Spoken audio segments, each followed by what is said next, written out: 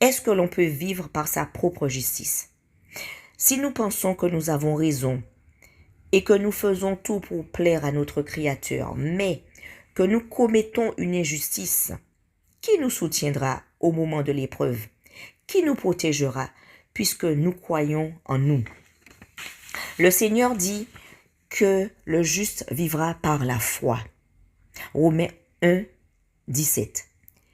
Il existe un seul juste, c'est le ressuscité. La mort n'a pas su le retenir dans le tombeau, car son corps est glorieux et victorieux.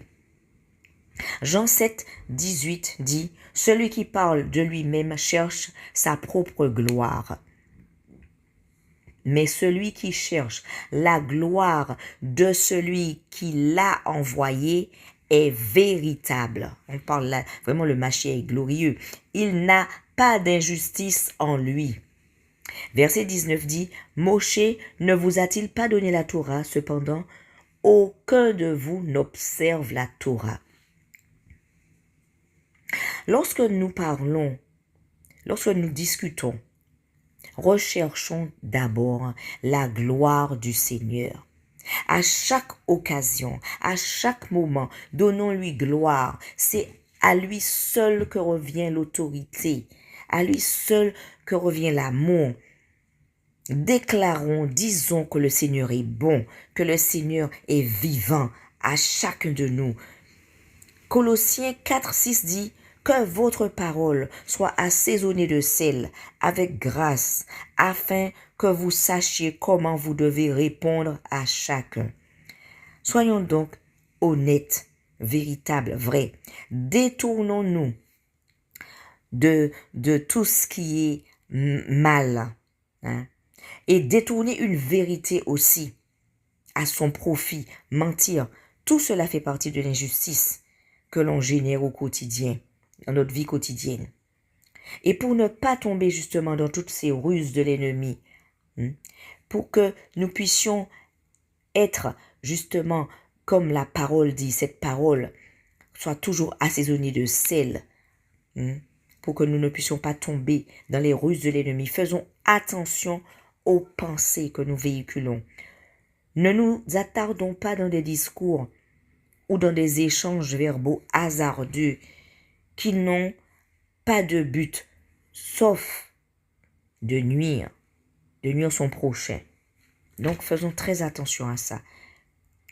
Surtout lorsque nous affirmons quelque chose. Ne jugeons pas, car notre jugement hâtif peut détruire, car chaque être humain a une manière de concevoir les choses en fonction du caractère, de l'éducation, de la maturité spirituelle, de l'environnement familial et social.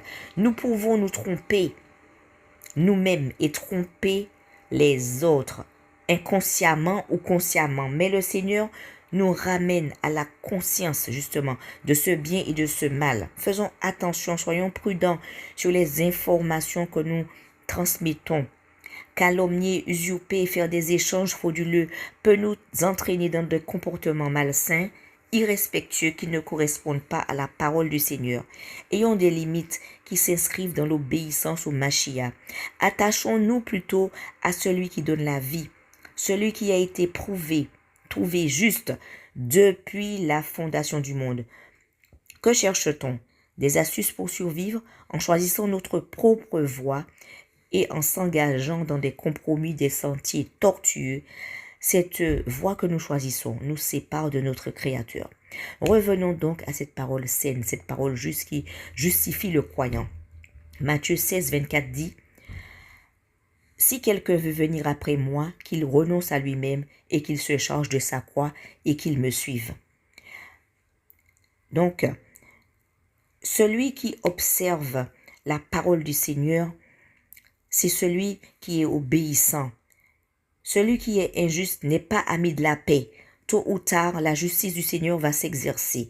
Romains 1, 18 dit, « Car la colère d'Élohim se révèle du ciel contre toute impiété et toute injustice des humains qui retiennent la vérité dans l'injustice. Notre Créateur aime celui qui se confie en lui, qui n'a pas le regard hautain, qui est humble et obéissant. » Ce sont là déjà certaines qualités de notre Créateur. Nous ne pouvons faire aucun sacrifice pour plaire à notre Seigneur Yahushua, alors que le péché est présent dans nos vies. Sachons que le sacrifice parfait est accompli en Yahushua. L'obéissance nous sépare du mal, car nous faisons la volonté de notre Créateur. Le Seigneur veut que nous soyons régénérés par lui, car lui seul a le pouvoir de nous délivrer de tous nos ennemis, de toutes les maladies et de nous-mêmes.